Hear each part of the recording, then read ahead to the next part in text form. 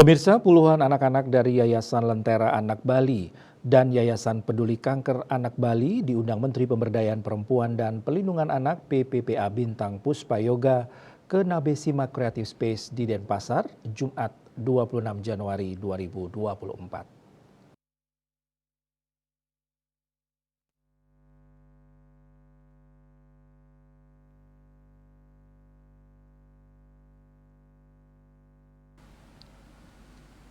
Di sana, anak-anak merayakan hak mereka untuk memanfaatkan waktu untuk bermain dan bergembira.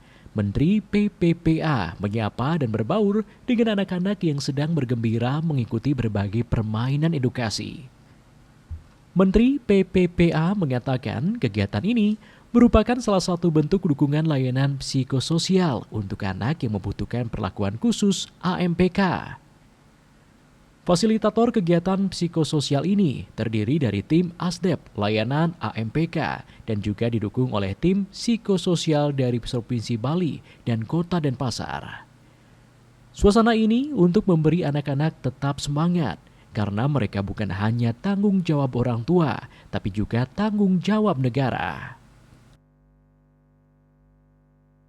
Apa yang bisa kami lakukan di kementerian ini, dan dari Kementerian Pemberdayaan Perempuan dan Perlindungan Anak tentunya kita tidak bisa berbuat banyak, tapi kami bisa komunikasikan dengan lintas kementerian lembaga, demikian pun dunia usaha. Makanya dialog-dialog akan menjadi penting, dan kami harapkan karena hari ini hadir Ibu Ketua Tim Penggerak PKK Kota Denpasar, kemudian juga dari teman-teman dari kementerian, dari ASDEP layanan perlindungan AMPK. Nah, kami harapkan ada komunikasi yang lebih intens nantinya apa yang bisa kita lakukan. Pada intinya anak-anak semua adalah tidak hanya menjadi tanggung jawab orang tuanya, anak-anak ini adalah tanggung jawab kita bersama. Dan anak-anak harus semangat, rajin belajar, dan menjadi anak yang sukses. Siap tidak?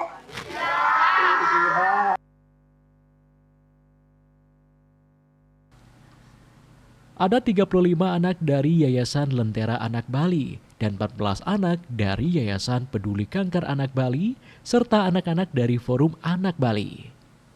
Anak-anak tersebut sangat gembira mengikuti berbagai permainan edukasi untuk melatih konsentrasi, ketangkasan, dan kekompakan.